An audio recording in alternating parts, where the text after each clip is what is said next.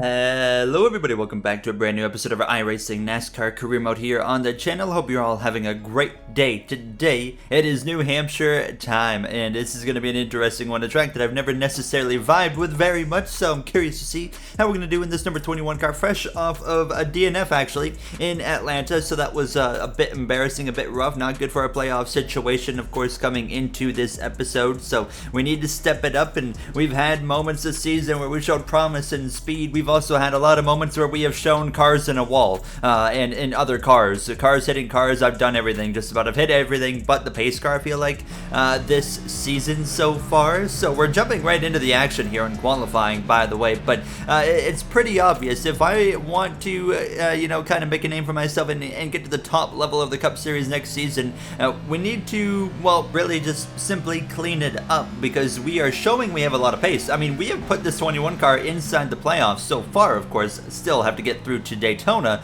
but we are showing something that this 21 car hasn't seen in a long time, so it's just about cleaning up the mistakes, basically, and I think we're going to be just fine in the Cup Series. We are a rookie, of course, trying to learn as quick as we can, but we came through starting our second lap here. Look at this beautiful number 21 NZXT Motorcraft Ford Mustang. Someone mentioned I should run just the normal, this paint scheme, basically, more often. Let me know down below if we should keep that here, but I am down to if you guys are down to, but still want to run the NZXT car here and there as well. It looks so cool. But through turn 3, out of turn 4, unfortunately, on the exit of turn 4, I'm actually going to clip the outside wall right there, and that's going to invalidate my lap time. So we're stuck with what we set here in lap 1, which you can see was all the way down in like 30th or 31st place. So we have a lot of work to do going into this one. P31, we would have been about mid-teens area if the second lap had gone through successfully, so that was a bit unfortunate that it didn't end quite like we were hoping. But unfortunately, no intro from Alan this time around. That's actually why I delayed this episode. I was hoping to get the audio. I did not get it,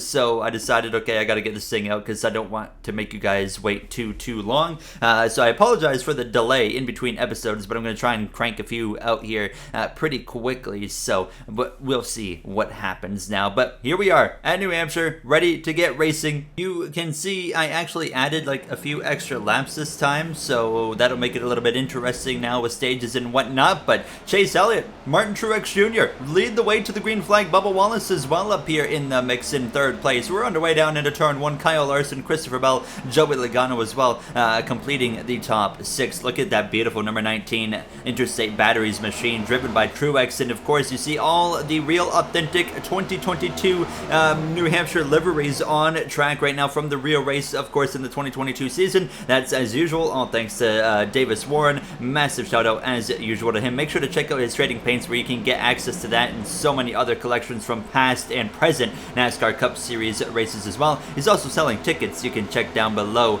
in the description for a contact of what races as well he's selling tickets to if you are actually interested. But here for myself, starting P31, coming to the end of lap 1, you have to be careful to go too low. You don't want to go too far to the inside because the car will slip and slide like I'm on mayonnaise or something, so I don't want to be on mayonnaise on a racetrack. So into turn 3, though, getting past this number 3 of Austin Dillon, and just realizing, after the qualifying effort that we're not going to be a threat for stage points here in stage 1. We haven't really been much of a threat for stage points a lot this season. Stage 3's kind of been where we've been able to work our magic in the moments where we've actually been able to put efforts together and get a good performance out of it. So I was focused in on just getting up towards the top 20 in stage 1. If we can do that, I would be pretty pleased, to be honest with you. Now, stage 1, by the way, no extra laps than usual, although we did add a few extra laps to the race. We are still ending it at the end of about lap 18 as usual. So you can see myself making this outside work here on lap 6 of 80. This outside right here,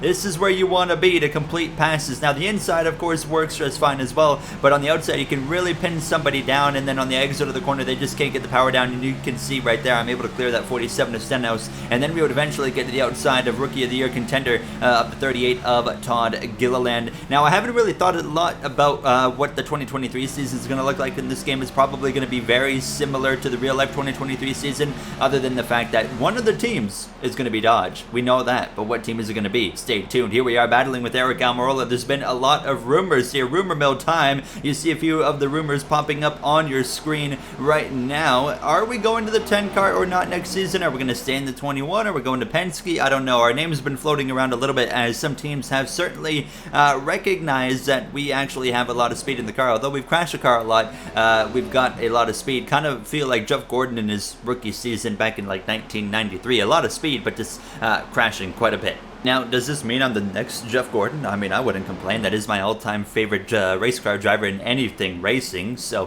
Formula 1, NASCAR, IMSA, you know, Formula E, whatever you want to talk about. But you can see there a little bit through the field, Chase Elliott really in good shape right now as I am now closing in on the back of Eric Jones, lap 12. So, less than 10 to go. And we are closing in on that top 20 goal here now. This should be a pass for 22nd place or so if we can complete it now through the center of 3 and 4. And you can see very close quarters racing here. What the 43 I talked about, it's hard to pass on the inside when the guy on the outside pins you down. Well, I was a victim of this. It took me until lap 14 to finally get an opportunity right here on the exit of turn 4 to maybe get a bit of a pull on Jones, just trying to stay even with him, and we would stay even with him, and that's what I needed right here to get the opportunity out of turn 2 to actually be able to pass him. So it took us way longer than expected. He fights back into turn 3 briefly, but it's not going to be enough because I can throttle up a little bit sooner than him, and I'm actually going to try and kind of cut off his nose a little bit right there and get him out of here. So we move up into 22nd place now, and now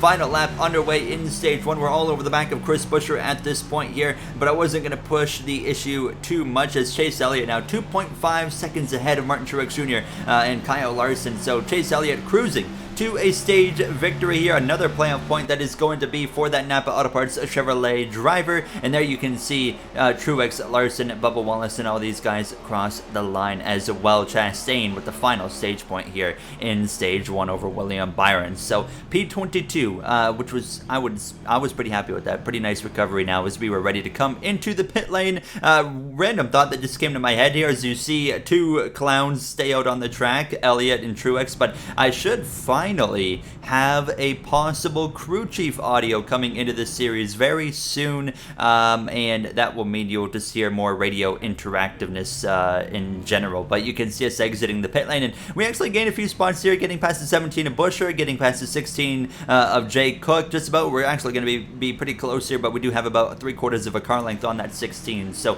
we're up to P20 for the restart in stage 2. Still, unfortunately, as we're underway in a moment, there we are, green flag is up, but stage 2, I was just going to mention my Microsoft Flight Simulator. I've been getting questions, what's going on with that, where is it in the videos? I promise you it's still updating, I kid you not. As I'm talking right now, it is updating, and it's still got 74 gigabytes to go, but I'm hoping I can just leave my PC on for a whole day while I'm gone, and I'll come back and it's updated. That's the goal. But you know what's worse than that is drivers on old tires, and we have that right here. You got Todd Gilliland, you got Austin Dillon, you got Martin Truex Jr. and Chase Elliott. Truex Jr. and Elliott, they're gone, and actually I've noticed that worn tires, it seems like you can make it work a little bit more here, so I wouldn't actually be shocked this time if somebody stayed out on older tires at the end of stage 2. But here you can see Christopher Bell, real life winner in New Hampshire, very good at New Hampshire is Christopher Bell, and he has proven that here today as well. Here I am on the usual Christopher Bell scheme, but it's Kyle Busch piloting that number 18 DeWalt machine this time. But you can see the moves I'm making here, 3 wide around the outside. You got Austin Cindric there,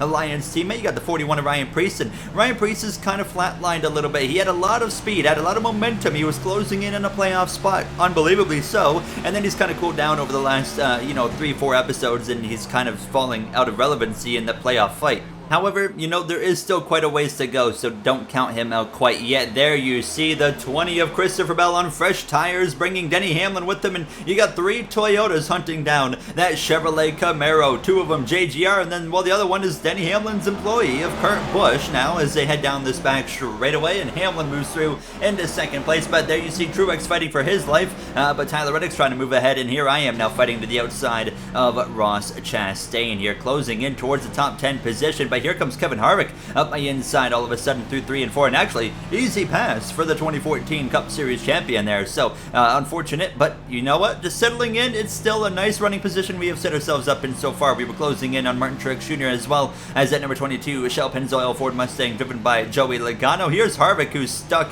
behind that 19, so we get right back to him. But here comes Daniel Suarez now up my inside, so you can see I'm struggling a little bit here, but Harvick gets past the 19, I'm able to get past the 99 and the 19 19. Suarez got stuck behind that 19, so it made it easy for myself to actually complete that overtake. So, but it wasn't long until, well, Daniel Suarez, he's going to come fighting back here in these later stages of stage 2, and that 99 is looking very speedy right now, so that's going to move me back down to P13. Here goes Brad Keselowski up my inside. Keep an eye on Brad Keselowski. He's in that bubble fight here in the playoffs. We'll see what he can do, but stage points, oh, so important. I think that's really what it's going to come down to in this playoff fight is the driver that's best in the bubble at picking up the playoff points. It's very obvious we're not going to hit 16 different winners, I think, at this point. I mean, it is still possible, I think, right? But very, very unlikely. We're not seeing as many different winners as we saw, say, in real life. But you can see a little bit later now in the stage, Ryan Preece now on my inside, and you can as well see Kyle Busch trying to get into this fight as well. So I was really struggling on the long run. A lot of times lately, the long run is really where I'm able to excel, but it wasn't the case here today. You saw Preece with a bit of a bobble there behind the 9 of Chase Elliott. That allows me to actually go back around him on the outside, but it wasn't over between myself and Preece yet, because here I am, lap 43 out of turn 2, slipping and sliding on the exit of the corner. That allows the 41 to actually get back past us now, and here goes Kyle Busch to my outside in that DeWalt machine as well, and you can see he is right on my door. We are so close together, nearly making contact. I'm slipping a little bit up on the exit of the 4, but nonetheless, Kyle Busch completes the pass now as I'm trying to hold off Jay Cook in these final moments of stage 2. Christopher Bell over a second ahead of Denny Hamlin. Final lap now, lap 45 out of turn 4. Christopher Bell comes through to win stage 2 over Hamlin, Kurt Busch, and you see Larson, Bubba Wallace, William Byron as well in the top 10, and so is Tyler Reddick, Harvick, all the way through Chastain and Logano and those guys there. So you can see us cross the line now for a bit of a disappointing, P16 or whatever, so not ideal because it felt like we had more speed in the car than P16. But here we are. Let's see who stays out. Oh yes, 1, 2, 3, 4, 5, 6, 7, like 10 cars. 10 or so cars stay out on the circuit. We're going to be like the 4th car in on tires. Absolutely fantastic for myself. I was paying attention to see who's coming in, and as I'm looking through, look at this, the 48 of Alex Bowman. He is having a miserable day here in that number 48. Fortunately, he has now got a win last episode, so he's locked into the playoffs as we're ready to get going for this 3rd and final stage here from New Hampshire. It's been a calm race. New Hampshire is usually not the most eventful race in the Cup Series schedule, so it kind of was living up to the usual New Hampshire-ness, where the racing's not bad, but, you know, not necessarily the most crazy thing in the world. But you know what? Even in the iRacing career mode, I think we can all agree we kind of need a break here and there, because sometimes it's just full-blown insanity. Now, getting ready, though, to go green for stage 3. We are just outside the top 10. We gain more spots again in the pit lane, but Christopher Bell leads the way into turn 1. Will those older tires hang on or not? Now he's got an advantage. He's got a lot of cars behind him on older tires, all the way back to about 10th, 11th place. So we'll see how that is going to work itself out here in the closing stages of this race. Chastain, Joey Logano, side by side. Keselowski there slowing up for that 22 Shell Penn's oil machine. Suarez on the inside, the 41 and the 9. They nearly come together. Preece way up the track, and here I am trying to capitalize on it as well and sneak my nose up the inside. And now I'm going to take Preece and Suarez 3 wide as we head down into turn 1. I'm going to think a little bit better of it right there. They were able to drive way deeper into the corner than I was comfortable with for myself here. 30 laps to go. We got time, but you know what? That time runs out quick. 30 laps at New Hampshire when you're running 31, 32-second laps, you know, that's like a 17-minute run at the tops, right? So it's not going to be a very, very long run to the finish here. Now going around the outside of Chastain, and actually the outside turned out to be a very nice advantage to have until I get stuck behind